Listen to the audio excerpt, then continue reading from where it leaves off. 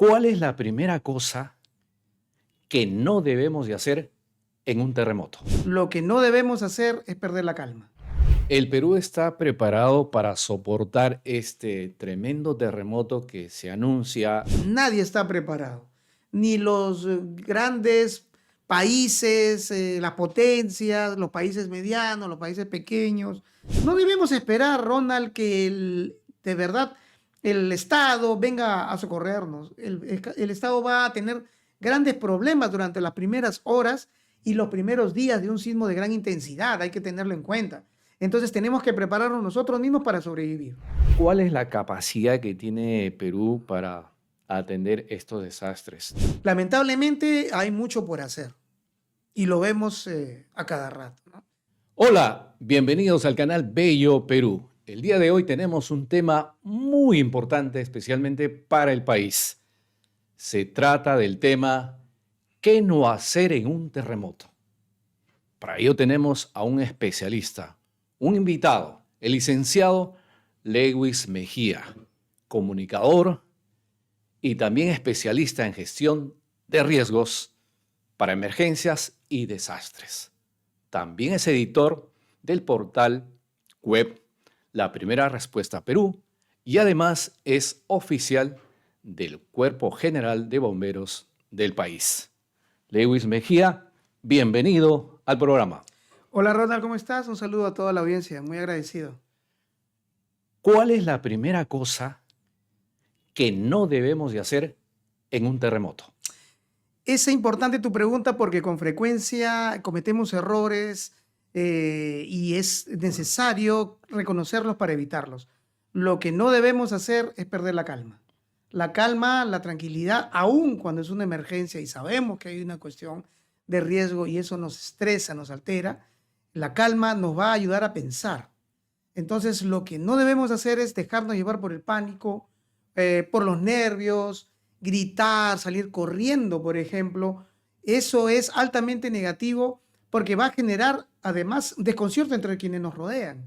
Uno mismo no se va a sentir apto para hacer o tomar una decisión que pueden ser críticas y que le pueden permitir sobrevivir o salir menos afectado por un desastre.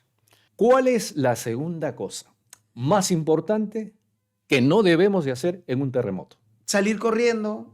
Salir corriendo puede ocasionar que atropellemos a alguna persona en el camino, que la empujemos o nosotros mismos podamos chocar con, por ejemplo, una mesa de centro, un adorno, algún obstáculo o precipitarnos por las escaleras. De repente se trata de un sismo leve, un temblor, como le decimos. Sin embargo, por ese apresuramiento podemos caernos, fracturarnos, lesionarnos o empujar a otra persona y provocar mayores daños que el que de repente el propio sismo iba a ocasionar. ¿Y la tercera cosa? La tercera es tener mucho cuidado con las ventanas, los vidrios, las lámparas, los adornos que a veces colocamos que al caerse, al trizarse, pueden generar esquirlas y esas esquirlas nos pueden afectar. Si estamos descalzos, por ejemplo, en un sismo, ponernos unas zapatillas, unos zapatos, demorarnos un segundo, nos va a proteger los pies en lugar de salir corriendo y de repente pisar algún cenicero o los restos de una ventana, los vidrios, los cristales u otros objetos. Y el cuarto tip. El cuarto tip es que si estamos viviendo un sismo, es importante pasar la voz, avisar a quienes están con nosotros, dar la voz de alerta, dar la voz de alarma.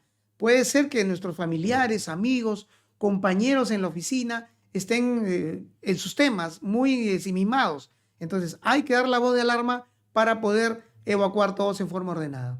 ¿Y qué hay del ascensor?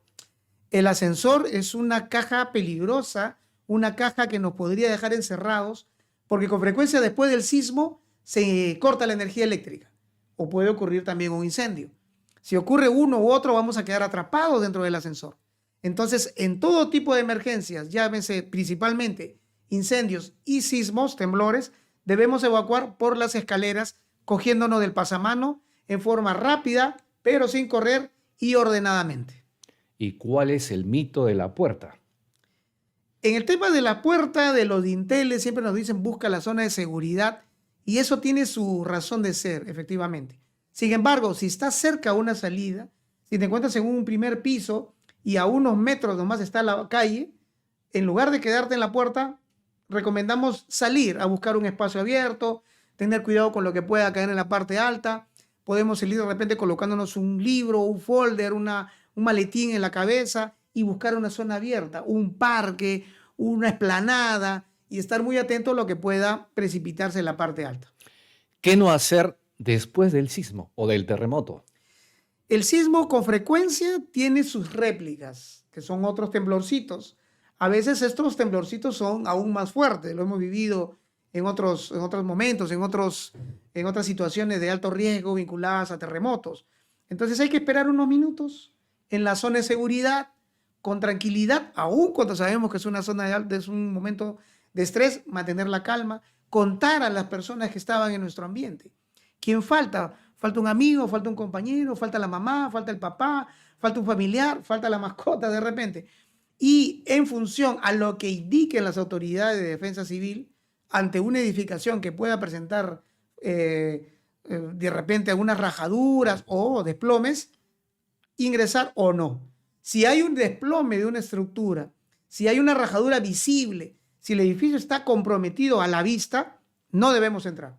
Si no se observa esto, esperemos unos momentos y poco a poco, en coordinación con los equipos de seguridad, hay muchos edificios, hay muchas urbanizaciones, condominios que tienen sus propias brigadas, en las empresas también, a indicación de ellos regresar a donde estábamos haciendo nuestras actividades, siempre alertas por si hay una réplica. Correcto. Ahora, usualmente la reacción de todos nosotros es tomar el celular e intentar comunicarnos con nuestros seres queridos. ¿Cuán recomendable es eso? Los sismos que hemos tenido recientemente, sobre todo el del año 2007, dejaron claro que hacer llamadas telefónicas lo único que hace es congestionar las líneas, generar más pánico, más desesperación, más estrés. La gente insiste en comunicarse con sus seres queridos, sus amigos, y esto no es bueno. Entonces lo que hay que hacer es, nuevamente, no caer en el pánico, mantener la calma, enviar mensaje de texto, es lo más recomendable, y esperar que las conexiones de telecomunicaciones se restablezcan. Es importante tener en cuenta lo siguiente: cuando hay un gran sismo, un sismo de gran intensidad, siempre se van a ver afectadas las comunicaciones telefónicas, llámese la por línea, que aún quedan, o los teléfonos móviles. Entonces, durante los primeros momentos, esto va a colapsar. No hay que desesperarse, hay que esperar unos minutos, hay que aguardar con calma y luego va a ir retomándose el servicio y, entre tanto, mandar un mensaje de texto. Dentro de los mitos, para no hacer un terremoto, ¿qué hay del famoso triángulo de vida? Hay muchos mitos, por ejemplo, esconderse bajo de la mesa, el triángulo de vida, pero en realidad son ocasiones, sucesos en los cuales eso ha funcionado, ¿no? No es una regla, entonces no debemos tomarla a pie juntillas. El triángulo de la vida es cuando, por ejemplo, colapsa una columna y en ese triangulito frente a otra podemos refugiarnos, pero eso es relativo. ¿En qué parte de la columna o de la viga vamos a estar y en qué parte va a caer aquella punta que colapsa? Si se da esa situación donde hay un colapso y hay un triángulo y no podemos evacuar, no estamos cerca de una puerta, no estamos cerca de una salida, podemos refugiarnos, pero no debemos esperar que eso ocurra.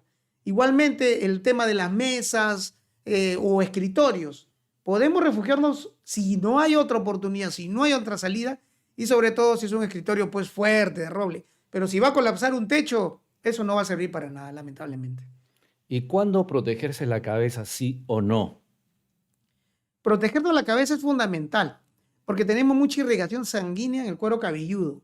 Y al tener esa irrigación sanguínea, cualquier corte va a generar un sangrado copioso, aun cuando no va a poner en riesgo nuestra vida, si es un corte superficial, obviamente, del cuero cabelludo, va a generar una caída de sangre y eso alarma tanto a la persona, a la víctima, como a quienes le rodean. Entonces, hay que tratar de proteger la cabeza. Uno puede tener un corte en la mano, en el brazo, en la rodilla, en el pie, algún tipo de lesión del cuello para abajo, pero la cabeza es fundamental porque nos permite pensar, sobre todo.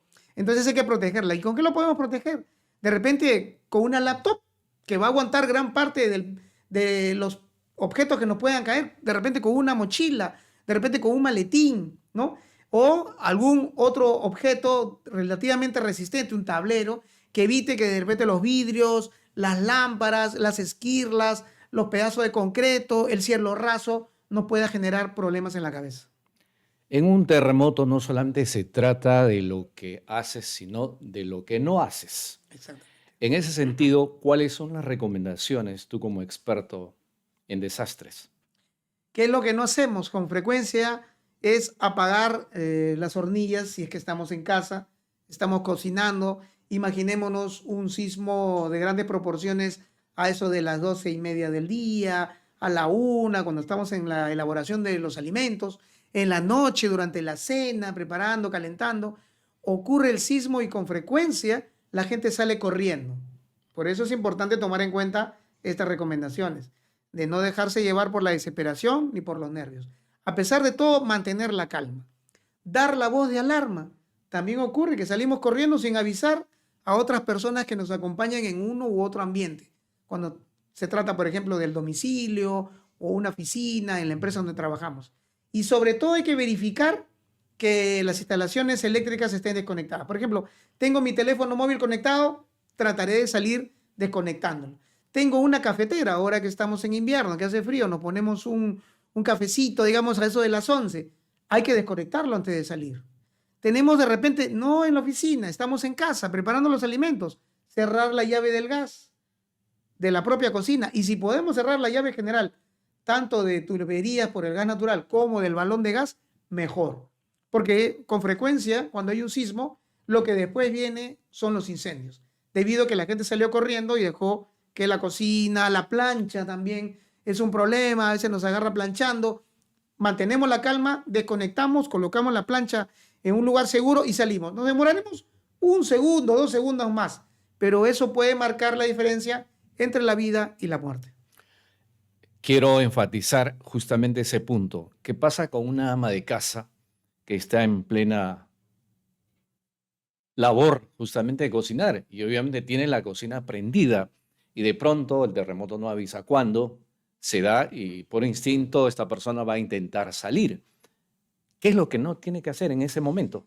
Esa es una muy buena pregunta y reitero, ¿no? Hay todo un tema con los sismos. En otras partes del mundo no existen sismos, en algunos países de Europa, en Asia, y cuando recibimos visitas de estos países, ellos entran en pánico. Nosotros estamos relativamente más acostumbrados porque vivimos en el cinturón de fuego del Pacífico, una zona altamente sísmica que incluye el Asia y América. Entonces, sismos vamos a tener hoy, en el futuro, y los hemos tenido siempre. Entonces, debemos estar preparados. Lo primero es concientizarnos. El sismo puede pasar en este momento, terminando esta entrevista. Puede ocurrir un terremoto en grandes proporciones o de repente solamente un temblor. Entonces, siempre debemos tener una actitud proactiva. Nos puede sorprender en el peor momento, en la casa. Estamos vulnerables, preparando los alimentos, pensando en una u otra cosa. Nuevamente ahí la indicación es sobreponerse, manejar los nervios que son propios, son naturales del ser humano, mantener la calma por unos minutos y terminar lo que estamos haciendo. Si estamos preparando unos guisos, el arroz, unas frituras, tenemos que controlarnos, cerrar la llave de la cocina, cerrar la llave general del gas licuado de petróleo, que es el de balón, o el del gas natural, o también ahora hay muchas cocinas eléctricas, sobre todo en los nuevos departamentos, ¿no? Cerrar también, apagarlo y cortar la energía eléctrica en lo posible y evacuar en forma rápida y ordenada. Rápido significa sin correr y ordenada esperando y estando atentos que otra persona puede pasar de otras habitaciones o de otras oficinas. En todo caso, es en qué momento. Obviamente, apenas pasa el terremoto o el sismo, pero si no tienes tiempo para eso. Los sismos duran pocos segundos en realidad, ¿no? Y tienen mucho impacto más bien en nuestra psicología, en nuestras sensaciones. Conocemos esa vieja frase que la recordarán algunos, que es: ese chico me mueve el piso, esa chica me mueve el piso, esa situación me mueve el piso. ¿Y qué significa? Que perdemos el control cuando hay un movimiento en el fondo, un movimiento telúrico, ¿no? Porque somos muy de tierra, entonces eso obviamente nos estresa. Por eso es importante los simulacros, los ensayos en casa. debemos tomar en cuenta que el sismo ocurre en cualquier momento. No vamos a estar preparados al 100%. Con estas recomendaciones, de repente sí, un poquito más, un poquito menos, pero totalmente nunca. Y ocurre en otros países como Japón, que tiene una larga tradición en prevención y educación. Desde niños ellos se preparan. Pero siempre los sismos nos causan ese tipo de desconcierto. Entonces lo que no debemos hacer es esperar que nos sorprenda. El sismo nos puede sorprender en la madrugada, durmiendo. ¿Qué vamos a hacer? ¿Cuál va a ser nuestro plan de seguridad? ¿Quién va a pasarle la voz a la abuelita, a la mamá, a nuestros adultos mayores que a veces nos acompañan? Uno puede decir, yo vivo solo, pero de repente ese día llegó un familiar, se quedó, no conoce dónde está el baño, no conoce dónde está la sala, por dónde va a evacuar. Y eso también nos lleva a otro tema, la ruta que vamos a seguir para alcanzar las escaleras o la puerta a la calle, que puede ser en la oficina o también en la casa, en nuestro departamento.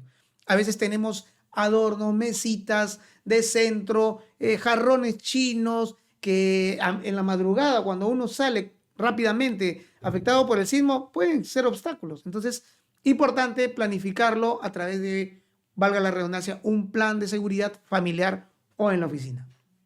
¿El Perú está preparado para soportar este tremendo terremoto que se anuncia ya desde los 80? Un famoso científico, Braille me parece, anunciaba este superterremoto. Han pasado ya varias décadas. ¿Estamos preparados? Sí, sí, es una muy buena pregunta también porque en realidad nadie está preparado. Ni los grandes países, las potencias, los países medianos, los países pequeños. Hace poco hemos tenido un gran terremoto en Japón que afectó a la central de Fukushima, una central atómica que había sido construida ex profeso, o sea, especialmente para resistir los sismos de gran intensidad y además los maremotos o tsunamis que vienen a continuación, y de eso vamos a conversar también. Es importante tenerlo en cuenta, sobre todo todas las ciudades que viven con gente que vive en la costa peruana, que es larguísima, más de 1000 kilómetros. Entonces, si en Japón este sismo de la central nuclear de Fukushima generó tanto daño, en países como el nuestro, todavía en vías de desarrollo, también lo va a generar. Entonces, lo que hay que hacer es prepararnos nuevamente. El pueblo, la ciudadanía, los vecinos, los amigos, los compañeros de trabajo, junto con sus autoridades nacionales, regionales, locales, vecinales. No debemos esperar, Ronald, que de verdad el Estado venga a socorrernos. El Estado va a tener grandes problemas durante las primeras horas y los primeros días de un sismo de gran intensidad. Hay que tenerlo en cuenta. Entonces tenemos que prepararnos nosotros mismos para sobrevivir. Y esto es aplicando un plan de seguridad familiar o en la oficina, que significa saber qué voy a hacer en caso de un sismo, por dónde voy a salir, quién va a abrir la puerta, quién tiene la llave, hacia dónde voy a evacuar. También es importante tener una mochila de emergencia que nos va a permitir sobrevivir los primeros 48 a 72 horas, con agua, con alimentos secos, galletas, con abrigo, con una manta, con medicinas. Si tenemos en casa familiares, por ejemplo, medicados, nuestros padres, nuestros adultos mayores, debemos incluir dosis para los tantos días que nosotros calculemos que va a llevar la ayuda. La ayuda va a llegar, la ayuda va a llegar nacional e internacional, pero va a demorar. Entonces hay que estar preparado durante los primeros momentos. Correcto. ¿Existen políticas educacionales, sobre todo en el nivel primario, secundario, en el país, que orienten hacia esta cultura, digamos, de los terremotos? Lamentablemente no se ha trabajado mucho, se está trabajando, hay algunos planes, proyectos, hay simulacros, pero creo que si vivimos en una zona altamente sísmica y está anunciado un gran terremoto que va a ser devastador y que según los especialistas va a destruir, o sea, destruir gran parte de Lima metropolitana, donde viven más de 7 millones de habitantes, hay que trabajar desde ahora, desde ayer, con los niños, con los adolescentes, con los jóvenes, con todos en realidad. Con los niños sobre todo, ¿por qué? Porque ellos van a ser los que van a enfrentar los terremotos dentro de 10, 20, 30, 50 años, cuando ya de repente nosotros ya no estemos. Entonces, si queremos construir una cultura de prevención en el Perú frente a todo tipo de incidentes, específicamente en los sismos, tenemos que empezar con los niños. Tenemos que indicarles qué hacer a ellos también en caso de sismo. Cómo mantener la calma. guiarlos por la zona de seguridad, hacer simulacros que para los niños pueden ser cosas muy lúdicas. Juguemos al sismo, digamos. A ver, a las 9 de la noche vamos a simular un sismo. A ver, chicos, ¿cómo nos comportamos? ¿Quién abre la puerta? ¿Quién ayuda a sacar la mascota? ¿Quién ayuda a sacar al hermanito? Seguimos por las escaleras, nos agarramos del pasamano. ¿A dónde vamos a salir? Un domingo, un sábado, con toda la familia. Los niños lo van a tomar como un juego, pero se les va a quedar aquí. Y cuando de verdad esto ocurra, van a estar mejor protegidos. Cierto. Ahora, a nivel de política educacional, el gobierno peruano debería de incluirse como parte de la currícula, ¿no?, de estudios un curso sobre prevención, especialmente de terremotos, estando en una zona tan sísmica como el Perú, que según los especialistas estamos en el 85% de actividad en esta parte del mundo.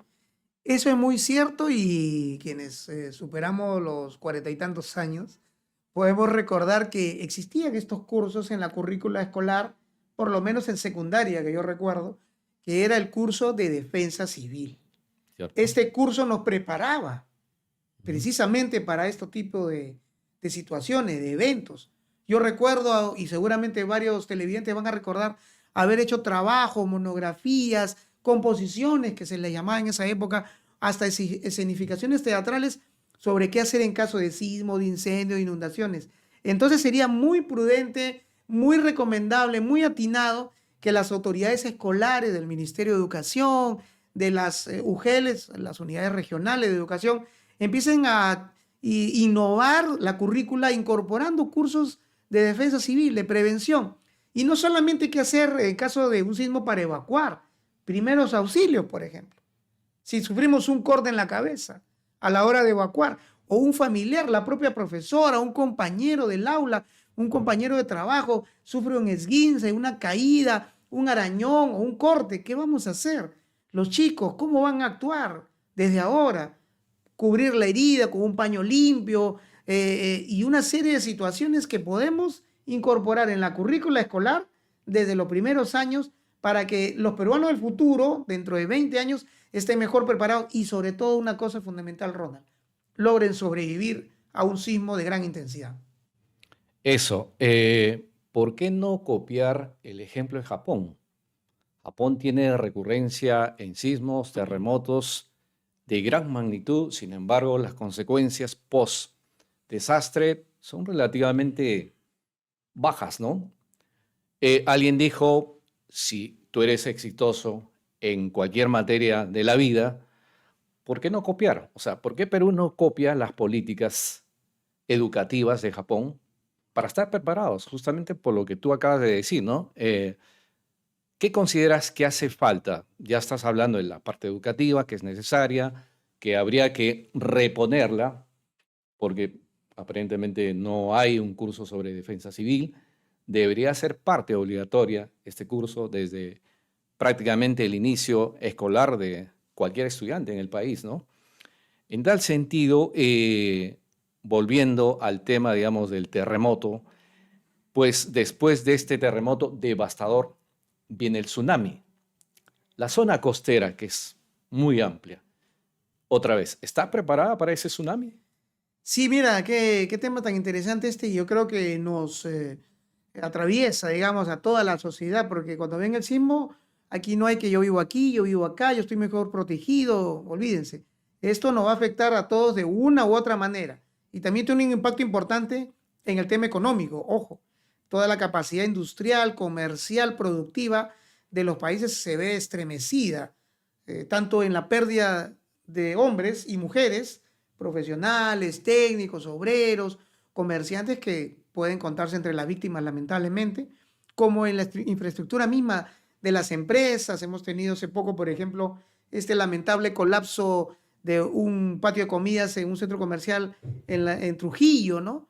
Además de la lamentable pérdida de vidas y de los heridos, nos imaginamos cuántas personas han perdido su trabajo, los que dependían de los negocios alrededor de este patio de comidas. Claro. Y la cadena económica que hay ahí, a veces eran chicos que se pagaban su universidad, ayudaban en su casa, o personas mayores que estaban en la cocina, el vigilante o el administrador de los cuales dependen muchas personas en casa, ¿no? Entonces hay un impacto económico.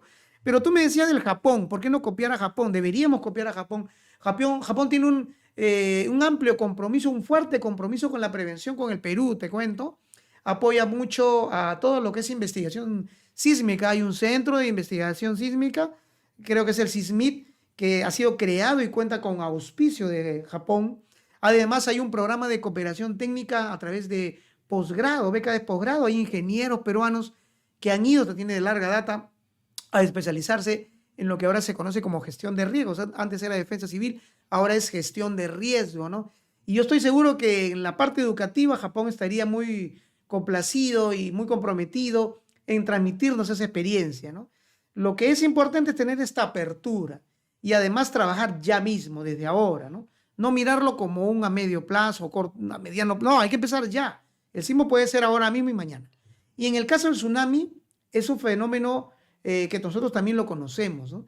Estábamos viendo, por ejemplo, culturas precolombinas que han sido afectadas por tsunamis y han desaparecido en la costa norte, ¿no? Hay muchas preguntas de los arqueólogos: ¿por qué desapareció Caral? ¿Por qué desapareció la cultura mochica? Y una serie de culturas que estaban en la costa, además del cambio climático, además de la desertificación, además de las lluvias torrenciales. También hay algunas señales de que fueron azotadas por sismos de gran intensidad y tsunamis que las barrieron, tsunamis que arrasaron varias zonas. Ahora aquí mismo hemos tenido tsunamis en la época de la colonia que arrasaron el Callao, por ejemplo. Hoy mismo nos preguntamos cuáles serían las zonas afectadas por el tsunami, Ronald. Definitivamente todas las que están en la costa. Tenemos el Callao, hacia el sur, Pisco, Paracas, Mollendo, Matarani, Hilo, en fin. Y hacia el norte tenemos Huacho, la zona de Chancay, que por ejemplo ahora es un emporio del comercio exterior gracias a este puerto grandemente desarrollado por China, pero tiene zonas bajas que podrían ser afectadas. Y si seguimos, Trujillo, Huanchaco, Baita, hay una serie de ciudades que serían afectadas por el tsunami. ¿Estamos preparados para enfrentarlo? ¿Qué vamos a hacer en caso de tsunami? Ya vienen las recomendaciones. Si hay un sismo de gran intensidad, la Marina de Guerra de Perú tiene un centro de alerta de tsunami aquí en el Callao, en la punta, que está interconectada con el Centro Internacional de Tsunamis que está en Hawái. Ellos monitorean esto al dedillo en un segundo, tienen sensores en el mar que detectan lo que está pasando y nos van a dar una alarma. Y esta alarma va a significar, puede ser la evacuación que ya se ha producido en el Callao hacia zonas altas. Entonces, si yo vivo en zona baja, yo vivo en estos puertos que les he dicho, tengo que empezar a mirar a dónde voy a evacuar en caso de un sismo y luego un tsunami. Y también hacer una práctica nuevamente, hacer un ejercicio. Bueno, hemos hablado de lo que podría pasar en la zona costera, pero ¿qué pasaría en la sierra? La sierra también es una zona vulnerable, principalmente por los deslizamientos. Hay pocos sismos en la sierra. Lo que pasó, por ejemplo, en Ancash, sí fue algo extraordinario y se agravó el terremoto del 70, lamentablemente, porque colapsó una zona nevada, una zona con rocas, y eso arrasó un pueblo, Ranraírca, Yungay, ¿no? Sin embargo, sí, es real, la zona andina también puede estar afectada. De igual forma, hay que ver cuáles son los espacios a donde podemos evacuar, y un aspecto fundamental que se nos está pasando y que está presente también lamentablemente en muchas ciudades andinas que están creciendo: la construcción en las laderas, la construcción en las faldas de los cerros. Aquí mismo en Lima, las zonas vulnerables altamente son la zona de Villa El Salvador, que está sobre arena, la zona de La Molina, que también es una zona inestable, las alturas de Independencia, las alturas de Comas, Caraballo. En realidad estamos en una situación vulnerable y ahí entra mucho el tema de las autoridades, porque tenemos que prever cómo manejamos la autoconstrucción. La autoconstrucción, donde yo llego, invado un terreno en un cerro acá en Huaycán, por ejemplo, en la parte alta, y construyo ahí sin mayor asesoramiento técnico. Y de repente el fierro que le coloco no es del grueso, la pulgada necesaria, lo pongo más delgado. O los ladrillos no tienen la calidad. Y en caso de sismo, mi casa va a colapsar en las alturas. Y eso va a generar un fenómeno de huaico, porque una casa va a caer sobre otra y sobre otra. Y eso no es para alarmarnos. De verdad no queremos generar pánico. Lo Se que trata queremos de generar, prevenir, se trata de prevenir, tener una cultura.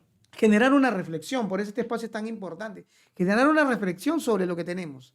Detenernos un momento y pensar, oye, ¿y qué voy a hacer en ese momento? Si vivo en la costa, vivo cerca a la playa, a la zona de, por ejemplo, Punta Hermosa, Punta Negra, y otras playas más, Playa Arica y más, Pucusana, ¿qué voy a hacer? Vivo aquí, cerca a la playa, ¿qué tan cerca debo vivir? Mejor me pongo un poco más atrás, ¿hacia dónde voy a evacuar? ¿Estoy preparado para enfrentar un tsunami? El tsunami, si el sismo ocurre en la madrugada, el tsunami va a ocurrir 30, 40 minutos después, en la madrugada. Voy a tener tiempo para evacuar. Entonces, todo eso debemos irlo reflexionando a partir de esto. ¿Y qué hay de la selva? ¿Cuál sería el mayor peligro para la selva en el caso de un terremoto? La selva, mira, qué interesante, Ronald, también tiene zonas vulnerables, no toda la selva, pero se han dado, por ejemplo, sismos en Pucallpa, en la región Ucayali, se han dado sismos en la región Amazonas también. Ahí las condiciones son diferentes.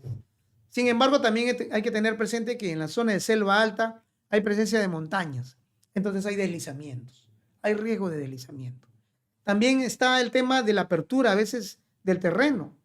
Hemos construido a veces carreteras en zonas inestables y puede haber colapso de puentes o colapso de la misma vía, ¿no? Si estamos en un terreno firme, en realidad ahí hay que tener mucho cuidado con el material que empleamos a la hora de construir nuestra casa.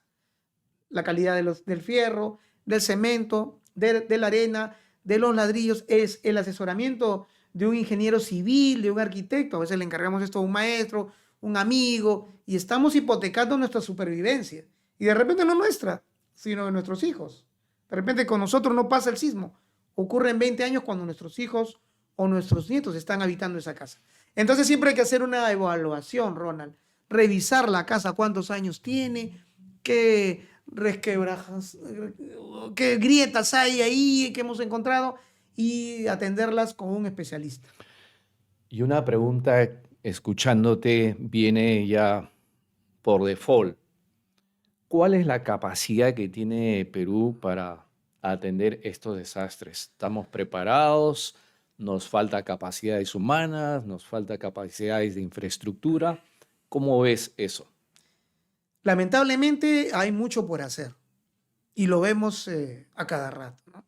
Si bien es cierto, el Instituto Nacional de Defensa Civil, el INDECI, hace grandes esfuerzos y trabaja con los departamentos, las oficinas de defensa civil y de gestión de riesgo de las municipalidades provinciales, los gobiernos regionales, los distritos.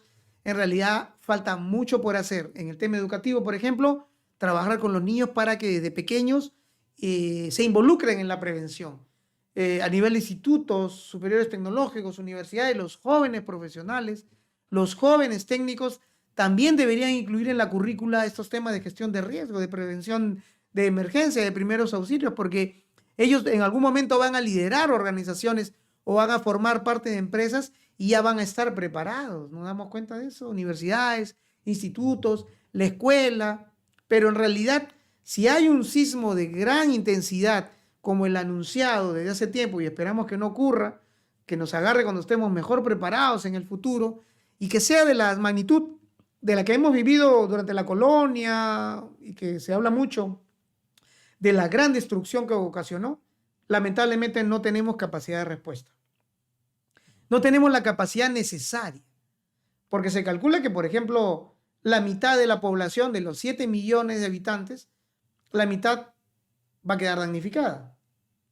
3.5 millones de personas en Lima Metropolitana van a ser víctimas, fallecidos, heridos, van a perder su casa, y dentro de esos 3.5 millones de personas afectadas van a estar los bomberos, van a estar los miembros de la Policía Nacional del Perú, van a estar los miembros de las propias Fuerzas Armadas, la Marina de Guerra del Perú, la Fuerza Aérea, el Ejército, que van a ser los que van a responder a la emergencia, pero van a ser afectados los cuarteles, por ejemplo, Barbones, cuarteles muy antiguos, en la zona del Rímac, en la zona de Chorrillos, pueden colapsar y van a afectar precisamente a los brigadistas, las municipalidades, en distritos como el Rímac, en Breña, en La Victoria. O sea, los grupos que van a salir a reforzar a otros grupos para salvar vidas van a ser afectados. La compañía de bomberos. En el centro de Lima, por ejemplo, tenemos 3 compañías de bomberos. La Bomba Roma, al costado del Congreso, un cuartel que gracias al trabajo de la municipalidad, y hay que resaltar, miren, este ejemplo de gobierno local apoyando la prevención de sus vecinos a través del fortalecimiento de la compañía de bomberos, tienen ahora un cuartel moderno. Se ha respetado la fachada por tema centro histórico, pero adentro todo es moderno. Esa va a sobrevivir. Entonces estamos desamparados. No hay o no habría quien nos rescate. Eso nos lleva a reflexionar y actuar. Tener una política, ¿no?, de Estado que esté dentro del ministerio dictando estos cursos de sobrevivencia ante un terremoto, ¿no? Y también debería ser parte importante de esta formación la gestión de emociones, porque tú dices que el primer paso que no debemos de hacer es perder la calma. ¿Y cómo gestionas la calma? Es justamente a través, valga la redundancia, de la gestión de emociones, que debería estar dentro de los cursos de formación de los niños del Perú. A eso hay que darle presupuesto. Es obvio, con el panorama que nos presenta Lewis, prácticamente el 50%, hablando de Lima, quedaría en escombros. ¿Quién nos rescata? Entonces hay que tener esa cultura de prevención. Hay que tener esa cultura de gestionar las emociones. Hay que tener mayor infraestructura. Hay que tener mayores recursos. Hay que tener mayor apoyo de la empresa privada y del Estado mismo. Y también hay que tener mejor infraestructura. Además, obviamente, del capital humano, del recurso humano. ¿Qué piensas? Y sobre todo la participación de la propia sociedad. Nosotros como ciudadanos, como habitantes del Perú, no podemos dejar nuestra seguridad en manos de terceros. Sí, es verdad, el Estado, las autoridades tienen responsabilidades constitucionales, legales, en la prevención y en la gestión de riesgo de desastre. Pero yo no me puedo desentender del asunto y decir, bueno, que el gobierno, el Estado, el alcalde, el gobernador regional se encargue de mi protección, porque yo quiero sobrevivir y yo puedo contribuir. Y, por ejemplo, los simulacros son muy importantes, porque nos entrenan, son ensayos. Tantos simulacros he vivido que en algún momento algo se me va a quedar. Las municipalidades y los gobiernos regionales están trabajando. Necesitan definitivamente, como bien dice Ronald, mayor presupuesto, mayores equipos. Hay muchas municipalidades que están trabajando en la formación de brigadas vecinales. Dictan cursos de gestión de riesgo de desastres a sus vecinos, pero lamentablemente son de las pocas. Falta mayor inversión. En los colegios deberíamos también trabajar mucho. Ahí tenemos a la población escolar reunida, tenemos 1,000, 2,000, 300, 400 chicos que van a estar ahí a través del potenciamiento también de los profesores. Si queremos incluir el tema de defensa civil en la currícula escolar, que sería genial hacerla, próximo año, ya mismo, los profesores también tienen que estar involucrados porque van a ser los líderes de todo esto. Desde ahora, trabajar con ellos, con otros programas docentes para que ellos puedan potenciar sus capacidades y sepan qué hacer. Lideren. Los chicos de quinto de secundaria, cuarto de secundaria y hasta tercero de secundaria pueden ser los grandes brigadistas que ayuden a los de segundo, primero y primaria. Y hasta líderes seguramente habrá ahí. Pero los profesores, los tutores son los verdaderos líderes. Entonces ellos tienen que estar capacitados por las UGELes, que son las autoridades regionales ahora en educación, pero también bajo la rectoría del Ministerio de Educación. Claro. Y hay un tema más, Ronald, que podríamos incluirlo y sería genial, ¿no? Ojalá que se dé. Las recomendaciones de prevención de emergencia, sí, a cargo de INDES y de gestión de riesgo, pero después también tenemos que verlo. Y ahí entraría, por ejemplo, el Ministerio de Salud, coordinando con los gobiernos regionales y las municipalidades para dar también cursos de primeros auxilios. ¿Qué hacer en caso de caídas, de fracturas, de esguinces, de cortes, algo sencillo, 2 o 3 cosas que durante los primeros momentos de un sismo yo tenga víctimas en casa, pueda atenderla. Consejos muy sencillos. Entonces, se puede hacer mucho, inclusive con el apoyo de los medios de comunicación del Estado, ¿no? Televisión Nacional del Perú sería excelente, un programita de gestión de riesgo de desastre dirigido a la familia, a los escolares. Radio Nacional, el propio Diario El Peruano, ¿no? Y ahora tenemos estas plataformas, entonces Las redes sociales. tenemos todas las herramientas, a diferencia de lo que pasó en 1970 o en el terremoto del año 2007, 7. donde yo estuve en Pisco, tengo muchas anécdotas de eso. Tenemos ahora mucho más herramientas y la experiencia y sobre todo el conocimiento y las ganas de hacer algo que nos lleve a un buen destino. ¿Cuál es? Y es fundamental esto, salvar una vida. Y ahí creo que está la clave. Todos comprometidos para salvar una vida. Así es. Todo depende de nosotros, reiteramos, de lo que hagamos o no podamos hacer para sobrevivir. En esa situación estamos. Es lamentable decirlo, pero es una realidad. Y ante esa realidad tenemos que afrontarla justamente con cultura de prevención, ¿no? Y volviendo al tema de Japón, es bueno escucharte, saber de que, bueno, hay cooperación, ¿no? De gobierno a gobierno respecto, digamos, a la parte científica, está muy bien. Pero ¿por qué no llevar eso un poco más allá, al foco principal, que es la ciudadanía, que tenga realmente esa cultura, tal vez replicada, cómo reacciona un poblador de Japón? ¿Por qué no traerla también a Perú? ¿No? O sea, a nivel científico el intercambio está perfecto, hay profesionales que van y vienen, intercambian experiencias, empiezan a conocer el tema, pero ahí no debe de quedarse. Tiene que ir ese aprendizaje, ese know-how que tiene Japón hacia la población peruana, justamente para tener una mejor actitud ante un terremoto. Bueno, sí, efectivamente, Japón tiene una larga experiencia y lo que ocurre con Japón es que ellos han sufrido grandes desastres, ¿no? Un gran desastre que ellos sufrieron fue su participación en la Segunda Guerra Mundial, que arrasó muchas ciudades, incluyendo Hiroshima y Nagasaki, que fueron destruidas por bombas atómicas. ¿Te imaginas una bomba atómica que destruya, no sé, todo Trujillo, una bomba atómica que destruya todo Chiclayo, todo, que destruya todo Arequipa, o todo Cusco, o todo Huancayo, Huánuco? Eso es lo que le pasó de alguna manera, con la diferencia del caso, a Hiroshima y Nagasaki.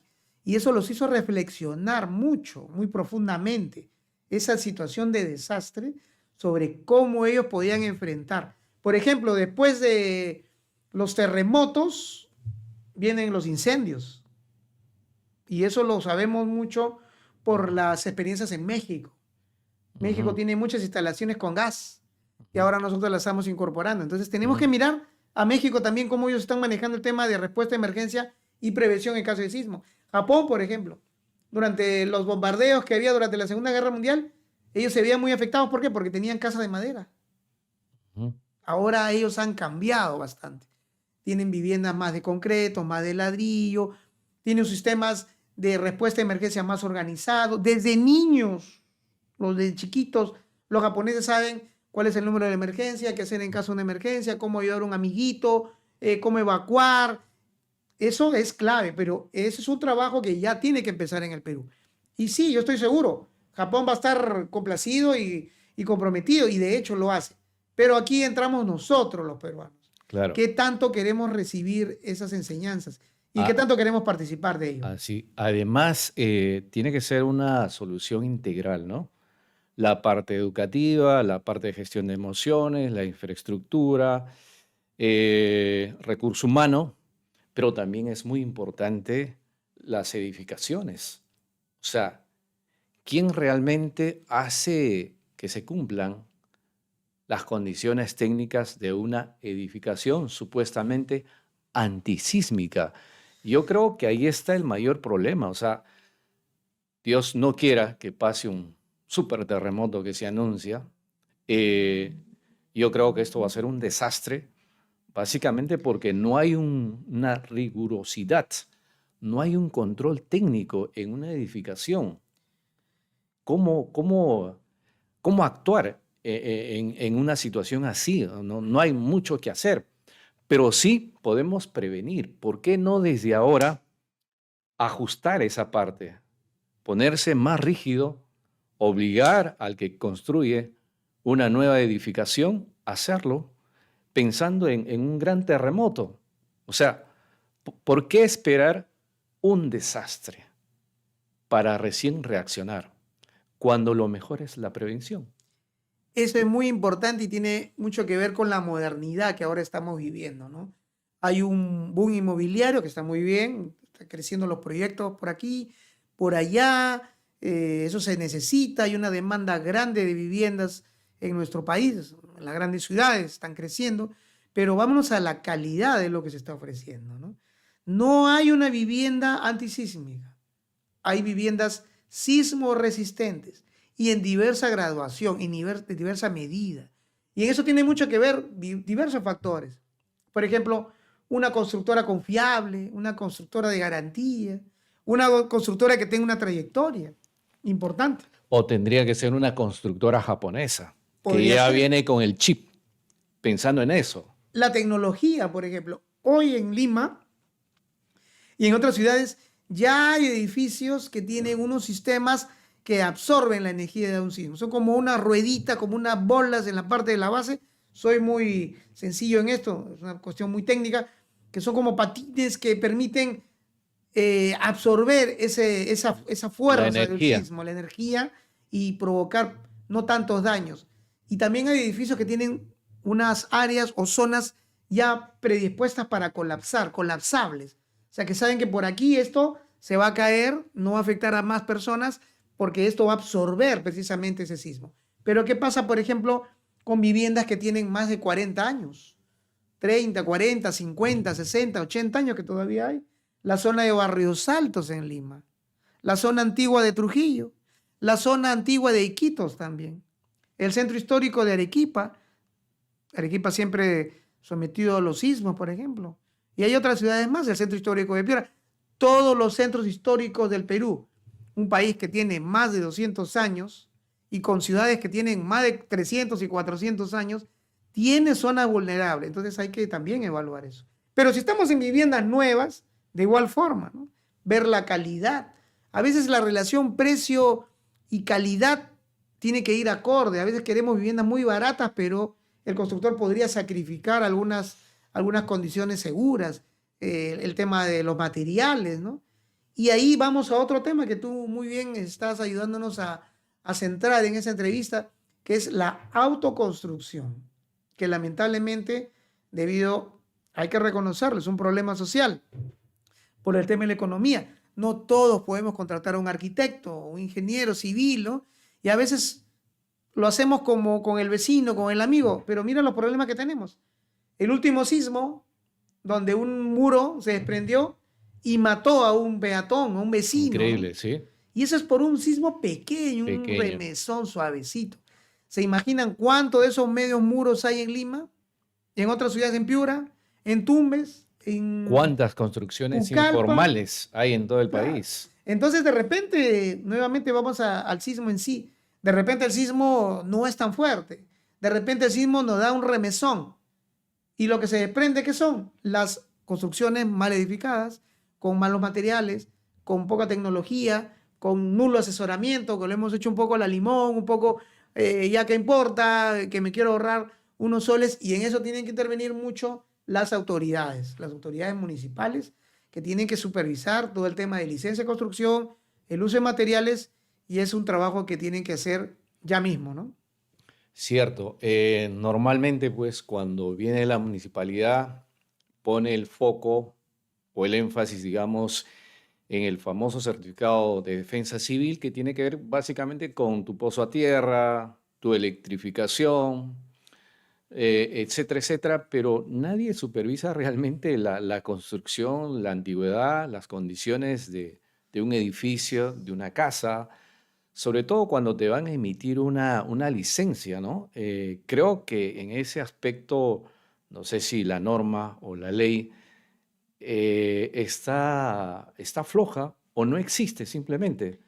Porque, reitero, cuando uno solicita una licencia hay mucho control en el tema eléctrico, en el pozo a tierra, en que, bueno, en caso de un sismo, las áreas concretas estén libres, ¿no? Las áreas, quiero decir, de refugio o de sobrevivencia, pero nadie verifica las condiciones de las columnas, nadie verifica la antigüedad del edificio, ya sea en una construcción ya hecha y especialmente en una nueva. O sea, las nuevas, tomando en cuenta lo que puede pasar, deberían de tener una mayor rigurosidad, un mayor control de parte de la municipalidad, enfocado no solamente en el tema eléctrico, sino realmente en los materiales que se están usando.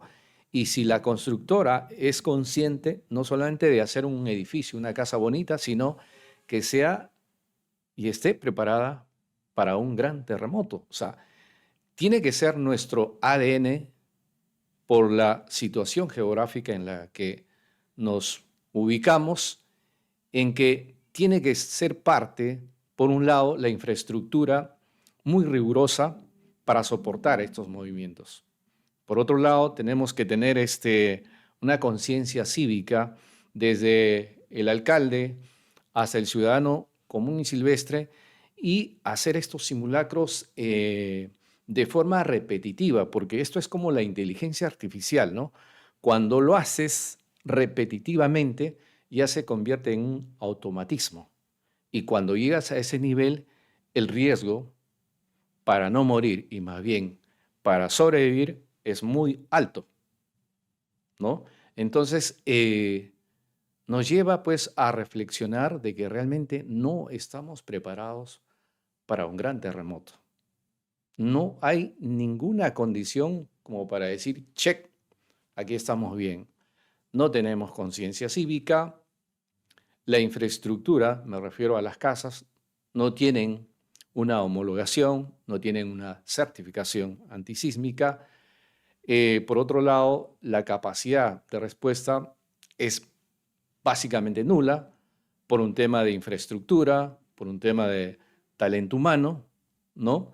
Y obviamente si hablamos de recursos monetarios, pues no hay, no existe un presupuesto para esto, ¿no? Sin embargo, se trata de avanzar a nivel de intercambio científico, hay un instituto geofísico que se supone se encarga de todo esto, pero no es suficiente, porque lo que se puede hacer con lo poco que se tiene, realmente la respuesta va a ser nula. Más aún si hablamos de una ciudad de Lima, donde podría el 50% colapsar, pues esto ya se convierte realmente en una tragedia terrible. Dios quiera, reitero, esto nunca pase, pero hay que pisar tierra. Estamos en una zona donde puede pasar eso. Finalmente, Lewis, muy interesante tu exposición. ¿Cuál sería tu recomendación final? Porque la verdad que el tema es amplísimo, podemos estar horas y horas hablando sobre esto, pero ya para ir aterrizando finalmente, ¿cuál es tu recomendación ante un gran terremoto? La principal recomendación es mantener la calma y organizarse. En realidad, como repito, durante las primeras horas de un gran terremoto, la ayuda externa va a ser casi nula, ¿no? Como bien lo dices también tú. Yo viví, de alguna manera, los días posteriores al terremoto de Pisco. Trabajaba, recuerdo, en una agencia de noticias, era el editor de Cierre, Inforegión, un centro de noticias muy importante que todavía trabaja bastante con la zona de la selva. Yo estaba enviando los reportes para el cierre, cerca de las 6 de la tarde, y empieza el remesón. Y estaba aquí en Miraflores, en una casona antigua que debe tener unos 80 años la casona, y se siente el remesón. Pero ahí uno mismo dice, mando la información o evacúo. A veces dice, no va a pasar nada. Y eso es lo que yo hice, mira, irresponsablemente, ¿no? Porque debió evacuar. Y efectivamente, logré enviar la información y luego evacuar la vivienda rápidamente. Salí a la calle, todos los compañeros nos autoevaluamos, no teníamos heridas, esperamos unos minutos más, un par de réplicas, logramos subir, no había daños, cogimos nuestras pertenencias y nos retiramos a nuestras casas, ¿no? Me fui a mi casa, revisé a mi familia, estaban bien, yo les había dado algunas recomendaciones previas, entonces ellos me esperaron en un parque, sentados, en una carpita que tenemos con la mochila de emergencia, tranquilos. Eso me dio a mí mucha serenidad, por ejemplo, ¿no? Ellos habían, mis hijos pequeños todavía, habían logrado actuar tal como yo esperaba. Regresamos a la casa, hicimos una revisión, todo estaba normal, nos quedamos en alerta, en caso de una emergencia ya saben lo que tienen que hacer, y yo me dirigí a mi compañía de bomberos. Estaba llena de gente, mucha gente estaba desesperada, la habían tomado como refugio. Al día siguiente me desplacé como periodista de Inforregión y como bombero a Pisco. Llegamos en un avión de LATAM ahora, gracias por este apoyo de la empresa privada, en este caso LAN, que nos llevó gratuitamente, descendimos, y era como que hubiéramos llegado a un lugar muerto, Ronald. Eso es impactante. Cuando llegamos a la ciudad, todo estaba a oscuras. Se había cortado la energía eléctrica por el tema del sismo, se habían caído las torres. Atravesamos la ciudad y solamente veíamos derrumbes, las casas colapsadas, las calles obstruidas, y algo que me impresionó, después del silencio profundo se escuchaban llantos, y eran los llantos de los deudos, los fallecidos de toda la zona de Pisco, los que habían podido ser rescatados por los propios familiares, estaban en mesas o en la calle, cubiertos por sábanas y unas velitas, en un velatorio masivo, y todo el mundo lloraba, y sentíamos el polvo, la cubierta de polvo que rodeaba todo, la penumbra espeluznante, te diré. Y cuando llegamos a la plaza de armas de Pisco, Perdón, ¿y en Pisco de cuántos grados fue el terremoto? aproximadamente 8, ¿no? Hubo todo un tema ahí terrible. Además, ahí había varios problemas. Un terreno inestable, que se sabía que era así, construcciones sin supervisión, viviendas muy antiguas, y también había una falta de una cultura de prevención y no sabían qué hacer en caso de sismo, ¿no? Cuando llegamos a la plaza de armas de Pisco, estaba llena de gente, había miles de personas ahí, ¿no? Wow. Desesperadas con lo que tenían puesto. Imagínate, ahí estuvieron varios días. En la noche fría de Pisco, zona de puerto, mucho frío, niños que lloraban, que estornudaban, adultos mayores, todos juntos ahí. Al día siguiente, tremendo sol, el calor tremendo que los ancochaba. Yo he visto que la propia población en grupos asaltaba, lamentablemente por la necesidad, pequeños negocios, bodegas colapsados, donde había víctimas o había cadáveres dentro para llevarse, apropiarse de comida, de agua.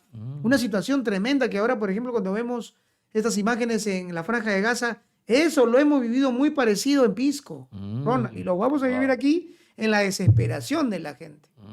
Y no solo eso, la disposición de los cuerpos, de los cadáveres, que podría terrible, ocasionar contaminación, y todo ello es un panorama que no quisiéramos vivir y que no debe repetirse. Es tremendamente impactante. En tal sentido, Lewis, ya para terminar, tú como oficial del Cuerpo General de Bomberos, ¿cuál sería tu llamado, en primer lugar, a la autoridad y en segundo lugar, a la población? Más como comunicador especializado en temas de gestión de riesgo, como editor del portal informativo Primera Respuesta Perú, que tiene como misión justamente compartir todas las noticias que tengan que ver con la gestión de riesgo de desastres y la respuesta a emergencias y la preparación. Y justamente ahí va mi mensaje, ¿no? Hay que prepararse. Nuevamente, en situaciones de sismo, ya estamos sobre el caballo, como se dice, ya estamos con la emergencia encima, pero podemos prepararnos ahora mismo. Termina esta entrevista, me reúno con mis familiares. ¿Qué vamos a hacer? Con mamá, con papá, con mi esposo, con mi esposa, con mi pareja, con los que yo vivo. ¿Qué vamos a hacer? ¿Cuáles son los planes que vamos a tomar en cuenta a la hora de un sismo? Ahora hay mucha información en internet. Googleemos, hay mucha información. Y DECI, las autoridades de gestión de riesgo de desastre de las municipalidades, tienen datos. Y no solamente en casa, en la universidad, en el instituto, en el colegio, en el centro de labores. Reunámonos todos, construyamos todos juntos una cultura de prevención, pero de verdad, junto a nuestras autoridades. Pero no esperemos que el Estado haga todo. Nosotros somos los principales actores. La vida en riesgo es la nuestra. Nosotros somos los que primero debemos hacer algo para que el impacto de un sismo de gran intensidad sea lo mínimo posible. Sí, va a ocurrir un sismo, puede ser ahorita, mañana, dentro de 100 años. Debemos estar preparados. Eso es lo único que debemos tener en cuenta. Preparados para saber qué hacer y responder adecuadamente cuando eso se presente. Gracias, Lewis. Bien, somos un país bendecido por Dios, lo tenemos todo, pero como todo en la vida, nada es perfecto, solo Dios. Algo malo tenemos que tener y bueno, estamos en una zona altamente sísmica y lo único que nos queda hacer es prepararnos y sobre todo actuar. No hay que esperar estar en escombros, estar en una desgracia, reitero, Dios no lo permita, terrible. La única forma de evitar eso es prepararnos y actuar. Ciudadanía y autoridades, todos juntos por esta causa común que se trata de sobrevivir ante un gran terremoto que se anuncia. Soy Ronald Bello, gracias por estar en el podcast de Bello Perú TV. Será hasta la próxima.